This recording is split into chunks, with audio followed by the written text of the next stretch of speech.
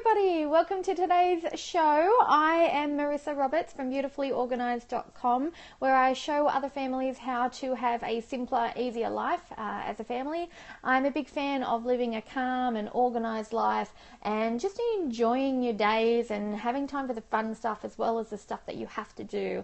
So that's a little bit of background about me, and we are doing a live weekly show every Monday at 1 p.m. Sydney time.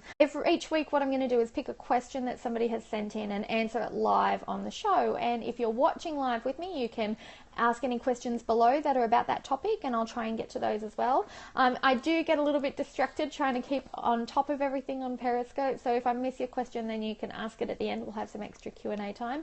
But yeah, basically that's how we run it. I just pick a question to answer every week, answer that question, and yeah, if you're live, great, and if not, I'll have the replay up for you. So today's question comes in from Lynn, who is expecting baby number 2. Congratulations, Lynn.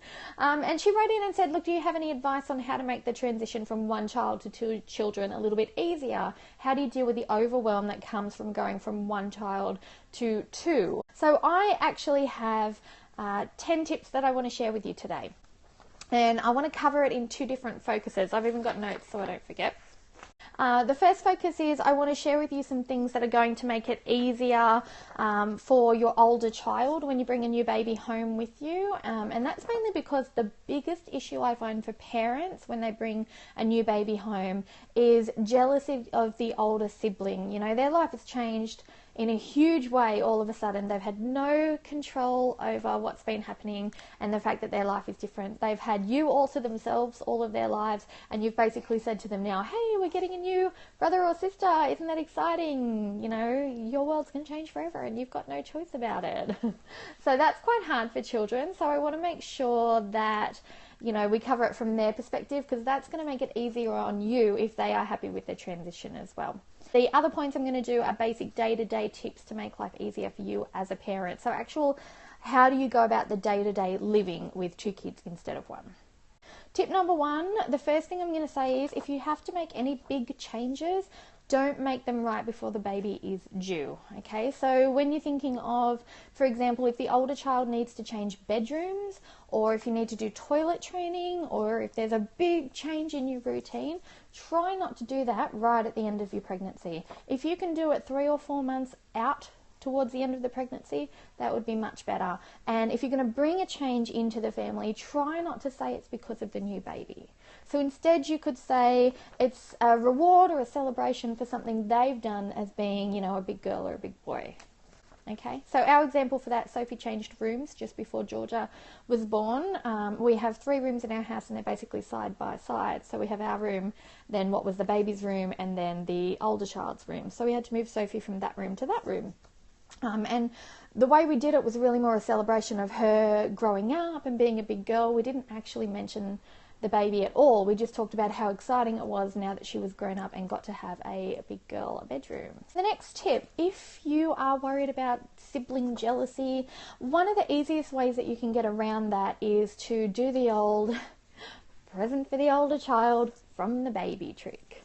So what we did ourselves is when I was in hospital after I had Georgia, Sophie came in to visit, and we had a little present there waiting for her that Georgia had organised for her to get. It was kind of like a, hey, you're a big sister, how exciting, you get a present. It's just a little book. It was just a token gift, but it worked really, really well because it was a good first impression.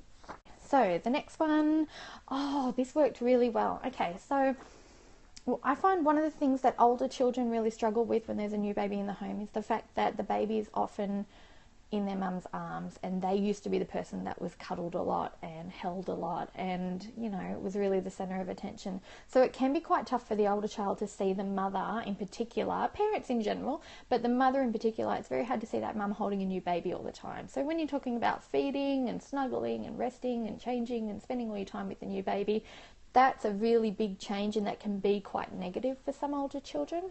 So one thing I would do, if you have the ability to do so, if your older child comes to visit you and you're in hospital, or your older child, you know, wants to be in the same room with you, then if you have any opportunity to kind of give the baby to somebody else to cuddle for a while, and there's usually no shortage of those people when you have a new baby. If you can hand the baby over to somebody else to give them a cuddle for a while or help out with a feed or anything like that, and then your arms are available to, you know, have a bit of a cuddle with the older child, that makes a really big difference. It sends a really big message to them to say that you still are physically available for them as well as the new one.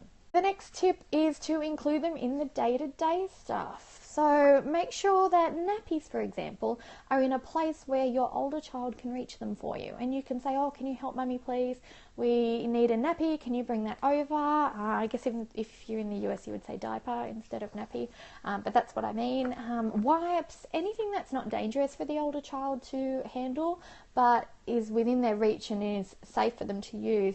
If you can incorporate them into the everyday life, then that helps out a lot because they're useful. They're not a child who's been discarded for a new one. They're somebody who's helping and contributing to the family. The next one is, this was a big one. Okay, so when we first brought the baby home, one of the things we struggled with was the fact that her sister was very excited to see her, but expected her to be able to play properly straight away.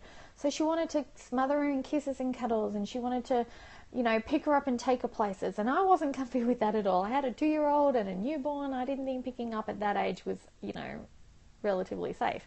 So one of the things that we did was try and distract from wanting to, say, grab the baby's face and kiss her, things like that. We just used a simple line. We just kept saying that babies love their toes tickled. And so the first moments of interaction that were consistent between our older child and our younger child was a lot of just kind of snuggling up next to mum or next to dad, whoever had the baby, and tickling the baby's toes.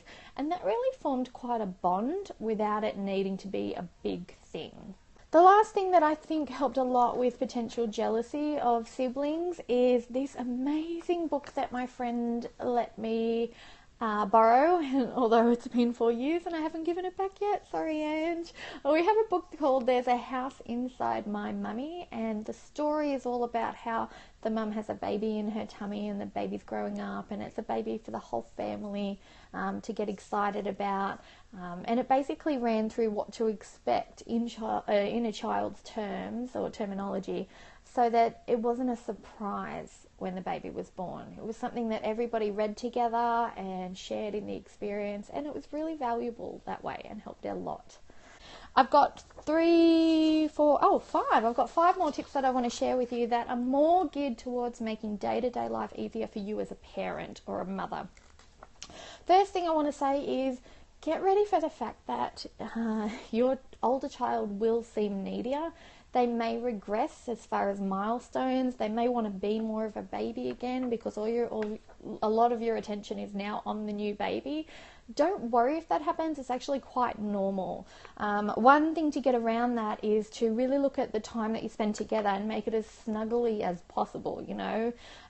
It's hard when you've got a new baby because there's a lot of physical connection going on there anyway. But, you know, even if playtime together is reading together or doing a puzzle together, just next to each other, drawing or colouring in, pretty much anything that you could do if you were sitting side by side even, or even if you had the baby in one arm and you needed to keep the other child entertained. Those sorts of things you can do without getting overwhelmed. So that sort of entertainment option is the first I would go for. The next one is a very big cliche, and a lot of you are going to hate me saying it, but it's this: get some rest when you can, even with 2 children at home. It's not easy to do, especially with a new baby, but in that first few weeks where they sleep a lot, try and make the most of that. So, for example, one way that we did it, I struggled a lot in the morning, struggled a lot in the afternoon. What worked best for me was just saying, you know what, after lunch is rest time. You know, like they do in schools, preschools. We would say after lunch, it's mandatory rest time. Our baby would go down for a nap and the older child would have a rest with mum, and we would literally use that time of the day to lounge around on the lounges and watch a movie or TV shows or something like that.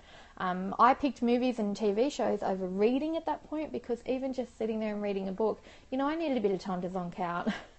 You've got 2 kids under 5 or 2 kids under 3 at that point. You do need a bit of a time to rest for you as well, even if you're looking after the older child while the other one is sleeping. Okay, going out and about. Okay, if you're running errands or you have to leave the house, it can feel really overwhelming when you have a newborn and a toddler. The best advice I can give to you there is if you can avoid it, avoid it. But if you are getting cabin fever and you really need to get out of the house and you really do want to get out and about, then the best time I found for us was to do it at around 10 a.m. and only stay out for a couple of hours at the most. We kept our out and about excursions to really simple things like popping down and getting a couple of groceries, making sure we went to a shopping centre that also had a bit of a kids play area where I could feed the baby if I needed to and the other child could play and I could see them. You know, little things like that. We didn't really go more than 5 or 10 minutes away from home. And I would pack bottles for the baby and a simple lunch for the two of us, plus drinks, so that if I ended up out later than I thought I was going to be, we weren't rushing home to get food and I wasn't driving with, you know, cranky crying kids in the car. So yeah, morning outings worked best there. Always leave the house when the kids have full tummies. That was a lifesaver, right? So if you're, let's say they always eat like a morning snack at 9:30 in the morning, I would never go out at 9 a.m. I'd give them the morning snack at 9:30 and then we'd leave the house at 9:45 or 10 a.m. As soon as they finished eating, was pretty much get them in the car and go, because full tummies equal happy children. I've got 2 more tips that I'm going to share. Okay, one might be a little bit controversial. When I've mentioned it before on the blog, I've had some people say to me, look, you know, it's too structured, and other people say, look, that really worked well for us. So I'm just going to tell you now, and if it works for you, great, and if it doesn't, that's okay too. I like structure. I like routine. I like having a gentle rhythm to the day so that there's no surprises or winging it. I like to feel like the day kind of flows the same way every day so that I can handle it, especially when you've got a newborn and a toddler, right? Because there's already so much that you're doing. So for me, I was a book mum. I loved those parenting books that literally told you what to do. And specifically, I love Gina Ford books because she had hour by hour routines to follow. So if you're a mum who isn't comfortable winging it or gets so much advice she doesn't know which way to go with, or you just need something written down in a lot of detail, then Gina Ford is awesome for that stuff. Those of you who are book mums like I am will already have heard about Gina Ford and her book Contented Little Baby. When it comes to having a baby and a toddler, she has an awesome book called The Baby and Toddler Book by Gina Ford, and basically that walks you through routines of when you can feed and put down for a nap and do changing and do cooking and do playing with the toddler. Basically encompasses the whole of your family life together and gives you a structure for the day on how to handle having a toddler and a baby at the same time, and it was gold for me. I loved it. Okay, and the last thing that I want to share with you on how to make bringing home baby number 2 a little bit easier is this one. My biggest stress when I first brought the kids home was wondering about overnight. You know that feeling where you think, okay, I'm having a new baby, they're going to wake up 2-3 times a night wanting a feed. How do they wake up? They wake up crying, right? So you hear them cry, you get up, you feed them. My biggest worry was, the baby's going to wake up my older child who finally sleeps through the night, and then I'm going to have a baby to feed and a toddler to console and put down again at the same time. How am I going to manage that multiple times a night? You know what? Never happened. Not once. Not once. Kids are such deep sleepers. Every time the baby cried, our eldest just slept through. Okay, now there might be exceptions, of course. In every family, things are different. If they're sharing a room, ours weren't sharing a room, so that was easier for us. If they are sharing a room, there's a chance that they might wake up once in a while. But from all the things that I've heard about lots of different mums, kids that share rooms, kids that are in different rooms, I've asked so many parents, and they all say the same thing. If a child is sleeping deeply, the baby crying doesn't wake them up. So you can rest assured that that's not going to be a huge issue for you. And you know what? The first couple of months, you're most likely going to have the baby with you in your room anyway. So you're going to hear the baby faster. You won't have the toddler in the same room with you. And yeah, they won't wake up. So yeah, just believe me, it is easier than it sounds. So we've gone through, I think that was 10 or 11 tips on how to make bringing home baby number 2 easier on the older child and on you as a parent. I hope that that's helped. To all the other mums out there who are having new babies and are due any day now, I want to say congratulations to you too. You can do this. You're an awesome parent. Just do the things that feel right intuitively to you. If you need help, ask for help. If you're a book mum like I was, get a book and follow it. Just do what makes you feel more relaxed and more calm, right? At the end of the day, it doesn't matter how you parent or what you do. Every day's a fresh start. Everyone does things differently. If any of these tips have helped you out, that's great. And yeah, I would love to see you in future shows. Remember, we do a live weekly show on Periscope every Monday at 1 p.m. all about family life and parenting and making life easier for families. So if you're interested in that, make sure that Sydney time, you're here Mondays at 1 p.m. and you can follow along with that. And if you have a question that you want answered on the show, then just email it straight to me. All right, that's it. I'm going to say goodbye. Thank you for joining me. I will see you in the next video.